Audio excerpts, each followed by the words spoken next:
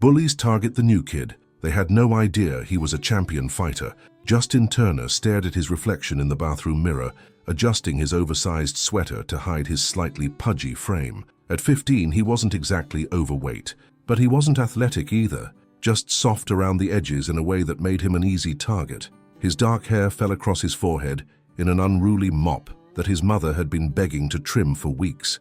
Behind wire-rimmed glasses, his brown eyes looked tired. Today marked his third week at Westfield High, and so far it had been exactly as he'd feared. New school, new town, same old problems. He splashed water on his face and took a deep breath. 3 more classes to go. He could make it through the eye. Day without incident, if he kept his head down and stayed invisible. If only it were that simple. As Justin slipped into Mr. Patterson's history class, he felt the familiar weight of eyes following him. The classroom layout was a minefield. The back row, where he preferred to hide, was occupied by Dylan Mercer and his 2 sidekicks, Trevor and Jake. The front row was too exposed. He chose a seat in the middle, next to the window, hoping to remain unnoticed. No such luck. Well, look who it is. Turner the hen. Dylan's voice carried across the room, loud enough for everyone to hear, but just quiet enough that Mr. Patterson, busy with papers at his desk, didn't react. Still wearing your mum's sweaters? A few students snickered. Most just looked away, pretending they hadn't heard. Justin kept his eyes on his notebook, his grip on his pencil tightening.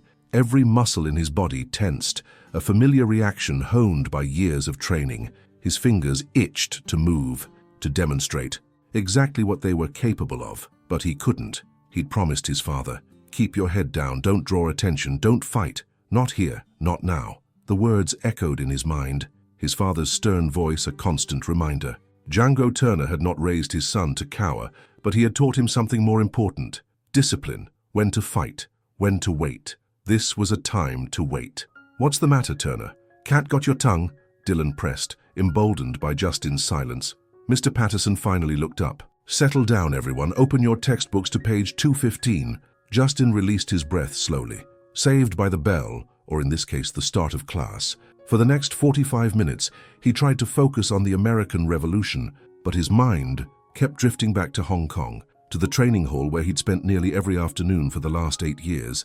Before his father's business had brought them to this small American town, Justin had been one of the top-ranked junior fighters in his age division. 3-time national junior champion in Sanda, Chinese kickboxing with additional training in Wing Chun and Judo. Not that anyone at Westfield High knew or would care. Here he was just the chubby Asian kid with the funny accent. When the bell rang, Justin gathered his books quickly, aiming to be the first out the door. He almost made it. "Hey, Turner," Dylan's voice followed him into the hallway. "Where's the fire?" Justin kept walking, eyes forward, pace steady. The cafeteria was next, another battlefield to navigate. He'd found that the small table in the corner by the emergency exit was usually empty. If he could get there before anyone else, a foot shot out, catching his ankle. Justin, despite his training, wasn't prepared. His books scattered across the polished floor as he stumbled forward, barely catching himself before face-planting. Laughter erupted behind him. "Oops," Dylan said, feigning innocence.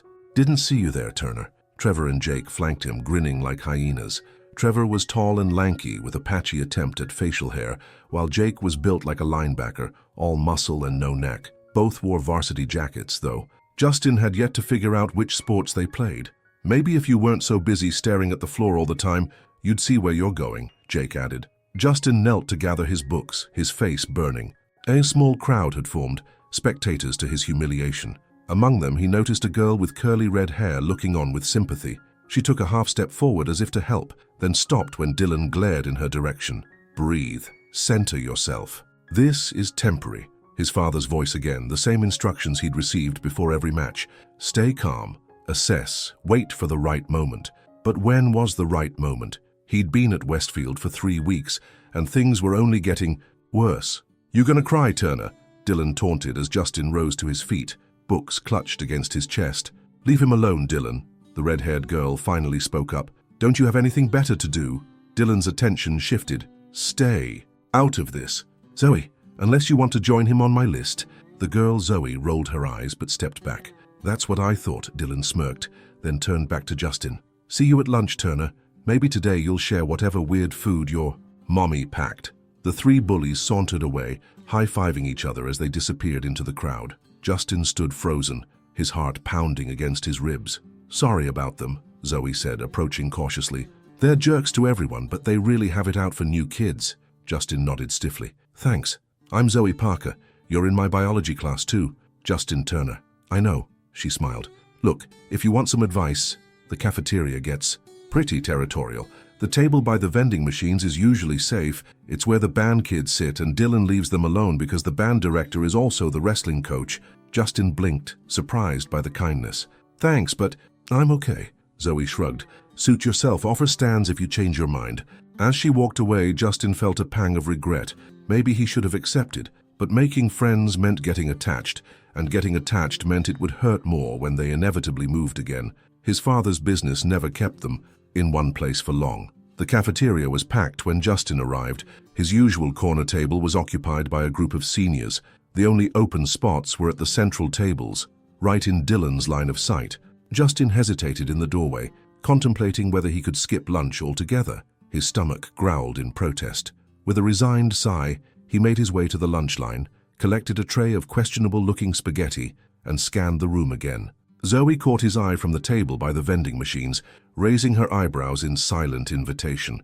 Before he could decide whether to accept, a foot hooked around the leg of his chair, yanking it backward. Justin crashed to the floor, his tray flying up and then down, splattering red sauce across his white sweater and the floor around him. The cafeteria erupted in laughter.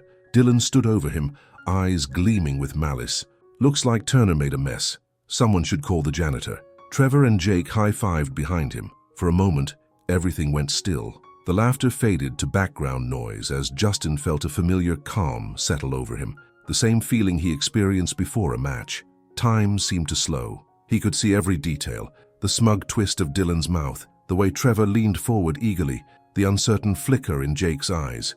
In his mind, he saw the counter move. A simple sweep to Dylan's supporting leg would drop him instantly.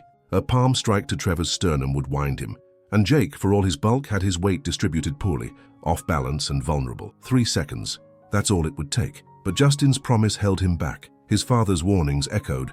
"American schools don't understand our ways. One fight, and they'll label you. They'll watch you forever. No more competitions, no more college scholarships." So, instead of rising with lethal grace, Justin pushed himself up awkwardly, wiping sauce from his glasses. "Someone get a mop for the baby," Dylan called out, earning another round of laughter. Justin said nothing. He abandoned his tray and walked out, feeling the weight of dozens of eyes on his back. His sweater was ruined, his hunger forgotten, his humiliation complete. In the bathroom, he did his best to clean up, removing his sweater to reveal a plain, white t-shirt underneath. As he scrubbed at the stains, the door swung open.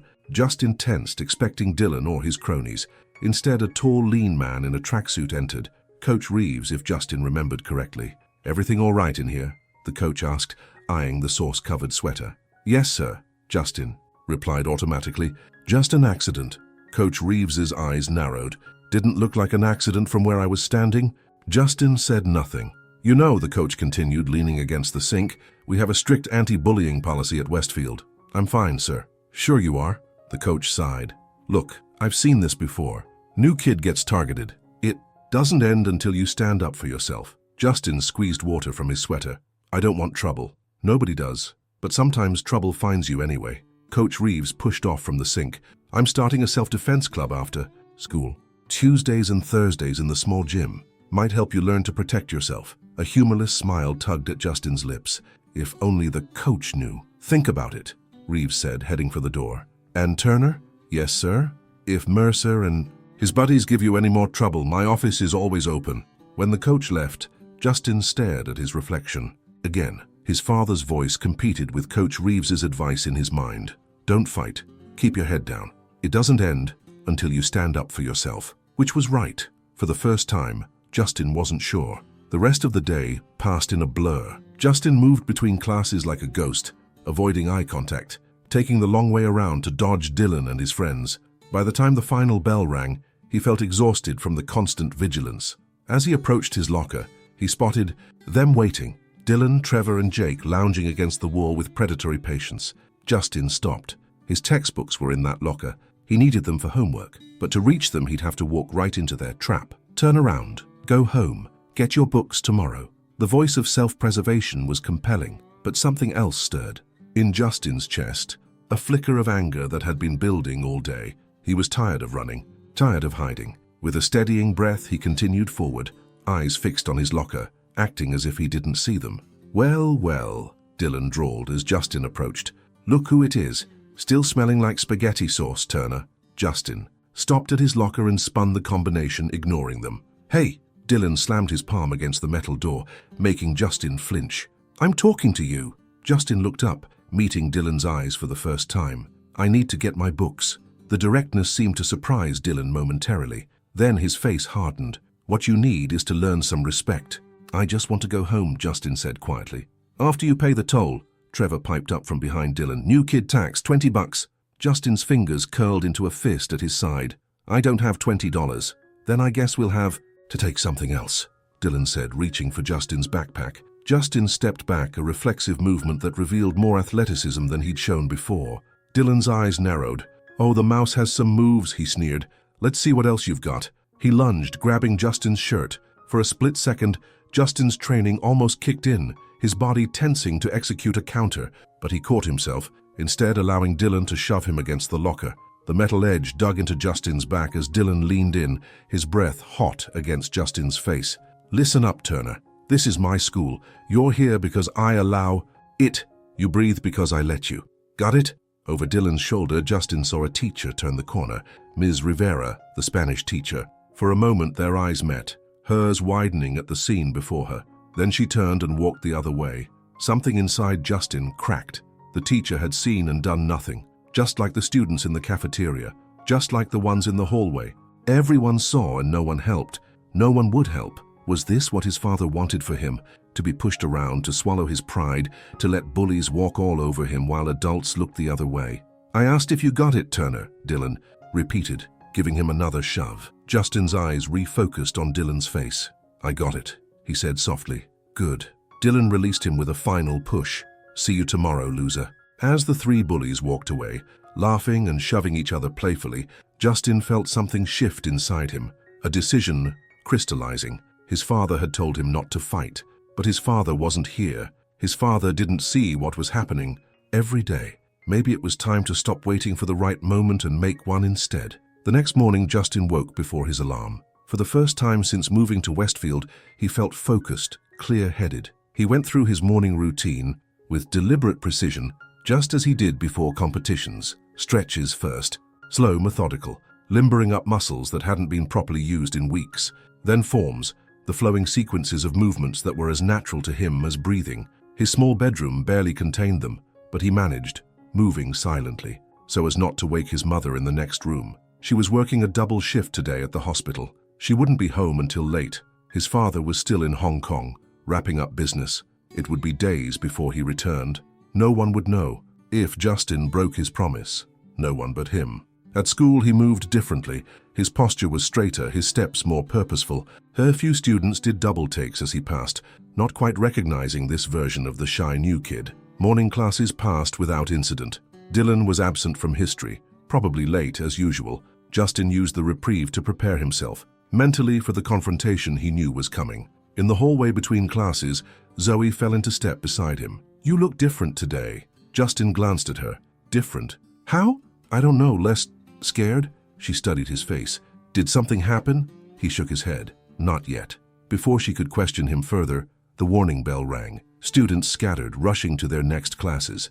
Justin and Zoe parted ways at the science wing. "Watch yourself," she called after him. "Mercer's in a mood today. I heard he got detention for being late again." "Great. Just what Justin needed." Dylan with an extra chip on his shoulder. Lunchtime arrived too, quickly. Justin stood in the cafeteria doorway, tray in hand, surveying the room. Dylan and his crew were at their usual table in the center, holding court like teenage royalty. As if sensing Justin's presence, Dylan looked up, a slow, malevolent smile spreading across his face. This was it, the moment Justin had been preparing for all morning. Instead of skulking around the edges of the room, he walked directly toward Dylan's table. Conversations hushed as students noticed his trajectory. Even Dylan seemed momentarily confused by the change in pattern. Justin stopped directly across from him, set his tray down and took a seat. The cafeteria went silent. "What the hell do you think you're doing?" Dylan demanded, recovering from his surprise. Justin met his gaze steadily. Eating lunch, Trevor and Jake exchanged glances. This wasn't in the script. "This isn't your table," Dylan said, his voice dangerously low. "I don't see a name on it," Justin replied, picking up his sandwich with a calmness he didn't entirely feel. His heart was racing, but years of competition had taught him to control his outward reactions. From the corner of his eye, he saw Zoe watching from her table, eyes wide. Several teachers had also noticed the confrontation brewing, but, like Ms. Rivera the day before, they seemed content to observe rather than intervene. Dylan leaned forward. "You've got 5 seconds to get lost before I make you wish you'd never been born." Justin took a bite of his sandwich, chewed thoughtfully, and swallowed before responding. "I'm not going anywhere." The challenge hung in the air between them, electric and unavoidable. Dylan stood towering over the table. "Outside, now." "I'm not finished eating," Justin said mildly. Dylan's face contorted with rage. He reached across the table, grabbing Justin's tray and flipping it onto the floor for the second day in a row. "Now you are," he snarled. Justin looked at his lunch, splattered across the tiles, then back at Dylan. With deliberate slowness, he stood. "After you." The crowd parted as Dylan stormed toward the side exit, Trevor and Jake following close behind. Justin walked after them, maintaining an even pace. Students scrambled from their tables, following the procession like spectators, to a gladiatorial match. Outside, in the small courtyard between the cafeteria and the gymnasium, Dylan turned to face him. A ring of students quickly formed around them, excitement and apprehension mingling in their expressions. "I'm going to enjoy this," Dylan said, cracking his knuckles theatrically. For the first time, Justin allowed himself a small smile. "I doubt it." The smile seemed to infuriate Dylan more than any words could have. With a growl, he lunged forward, swinging a wild haymaker aimed at Justin's head. And just like that, it was a match. Time slowed. Justin's training took over. He slipped the punch with minimal movement, letting it sail past his ear. Dylan's momentum carried him forward off balance. Justin pivoted, delivering a short, sharp palm strike to Dylan's sternum, just enough to wind him, not enough to cause real damage. Dylan stumbled backward, gasping. The crowd went silent. Shock, replacing excitement. "Lucky dodge," Trevor called out, but his voice lacked conviction. Dylan recovered, his face flushed with humiliation and anger. "You're dead, Turner." He charged again, more cautiously this time, fists raised in a crude boxing stance. Justin recognized it immediately, the posturing of someone who had watched fights but never been properly trained. This time, when Dylan threw a jab, Justin parried it aside and counterstruck with 2 quick, precise hits to pressure points on Dylan's arm. Not enough to injure, but enough to send a shock of nerve pain from wrist to shoulder. Dylan yelped, his arm dropping uselessly to his side. "What did you do?" he demanded, panic edging into his voice. "Pressure point," Justin explained calmly. "The feeling will come back in a minute or two." The crowd murmured, a few students pulling out phones to record the unexpected turn of events. "Get him," Dylan shouted to Trevor and Jake, who had been watching from the sidelines. Trevor hesitated, but Jake stepped forward, his massive frame tensing as he prepared to charge. Justin set his feet, ready. Jake was strong, but slow. When he rushed forward, Justin used his own momentum against him, a basic judo principle. A slight shift in position, a well-timed hip check, and suddenly Jake was airborne, flipping over Justin's shoulder to land heavily on his back. The impact drove the air from Jake's lungs in a whoosh. He lay there stunned as the crowd gasped and then erupted in scattered applause. "No way," someone whispered. "Did you see that?" "Who is this kid?" Trevor backed away, hands raised in surrender. "I'm out, Dylan. This isn't what I signed up for." Dylan, still clutching his numb arm, looked around frantically. The tables had turned so quickly that he seemed unable to process what was happening. His face cycled through emotions: surprise, fear, humiliation, and finally, desperate anger. With a roar, he charged again, abandoning any pretense of technique. Pure rage drove him forward, both arms swinging wildly. Justin sidestepped, tripped him with a subtle foothook, and watched as Dylan sprawled face first onto the courtyard pavement. When Dylan pushed himself up, blood trickled from his nose. He stared at the red smear on his hand in disbelief, then at Justin, who stood calmly waiting. "I'll kill you," Dylan threatened, but his voice cracked. "No, you won't," Justin replied evenly. "Are you going to stay down? And this ends now." "This doesn't end until I say it does." Dylan scrambled to his feet and charged again, blind with rage. This time, Justin didn't dodge. He met Dylan head-on, catching his wild swing and executing a perfect arm lock that dropped Dylan to his knees. With careful pressure, he controlled Dylan without causing injury, a competition hold designed to force submission without harm. "Yield," Justin said quietly. Dylan struggled against the hold, only to gasp as Justin applied slightly more pressure. "I said yield," Justin repeated, "or I can dislocate your shoulder. Your choice." Fear finally overcame rage in Dylan's eyes. "I yield," he gasped. Justin released him immediately, stepping back. Dylan collapsed onto all fours, breathing hard. The courtyard was utterly silent. Even the birds seemed to have stopped chirping. Justin looked around at the circle of stunned faces. "Anyone else?" he asked. No one moved. From the back of the crowd, slow clapping started. Students parted to reveal Coach Reeves, a slight smile on his weathered face.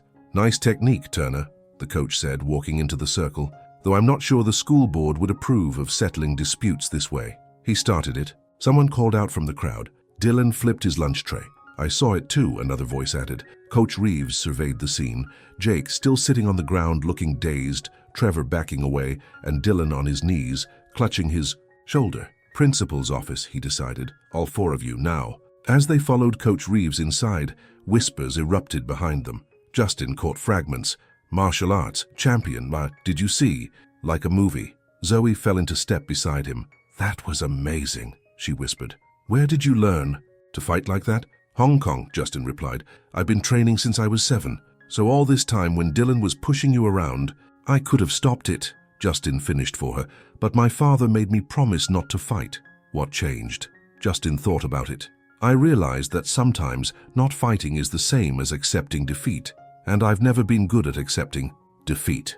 In the principal's office, the story came out piece by piece. Multiple witness accounts confirmed that Dylan had instigated the confrontation. Several students had videos showing Justin defending himself with restrained, controlled techniques rather than wild aggression. To everyone's surprise, it was Coach Reeves who offered the strongest defense. Turner showed remarkable restraint. The coach told Principal Ortega, "I've seen his type of training before. He could have seriously hurt Mercer if he'd wanted to. Instead, he used minimal force and gave multiple opportunities to end the confrontation peacefully." Principal Ortega, a stern woman with salt and pepper hair, studied Justin.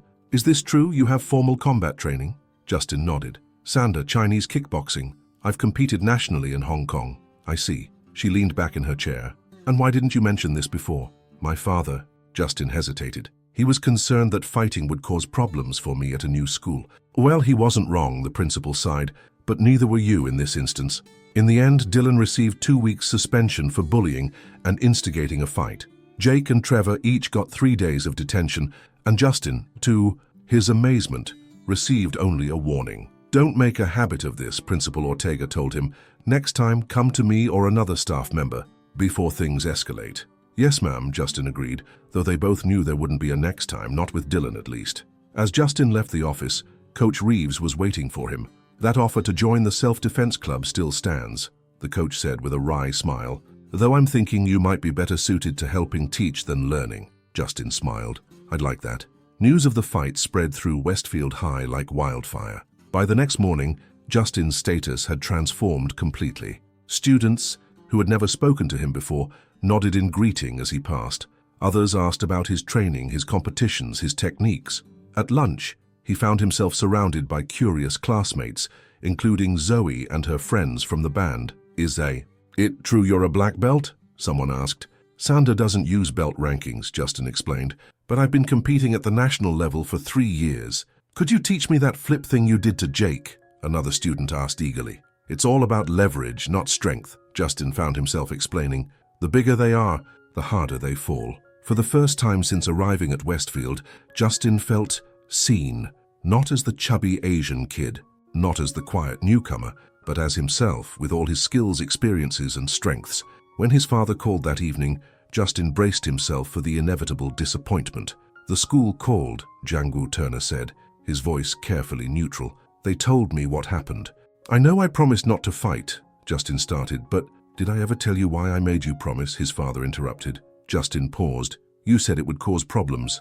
"No," his father sighed. "I said it might cause problems. I made you promise because I wanted you to understand the weight of that choice, to think carefully before acting. A true martial artist knows when to fight and when to walk away. I tried walking away, Justin said. It didn't work. So I heard. There was a long pause. The principal said you showed restraint, that you could have hurt this boy but chose not to. Yes. Then you made the right choice. The pride in his father's voice was unmistakable. You honored your training and yourself. Relief washed over Justin. You're not angry. How can I be angry when you've proven that you've learned the most important lesson? Martial arts isn't about fighting. It's about knowing when fighting is necessary and how much force is appropriate. After the call, Justin sat on his bed, staring at the trophies he'd unpacked but hidden away in his closet. 3 gold medals from national competitions, 5 from regional tournaments, physical proof of years of discipline and hard work. Tomorrow, he decided, he would display them properly. The following week, Dylan returned to school. The rumors had reached him during his suspension. He knew what everyone was saying about Justin, about the fight, about his own humiliation. Their first encounter came in the hallway between classes. The crowd parted, conversations hushing as Dylan approached Justin's locker.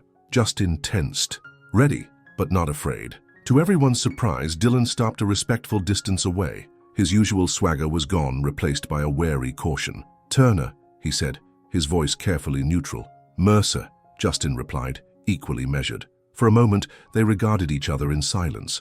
Then Dylan gave a slight nod, not quite an apology, but an acknowledgement. "Fair truce."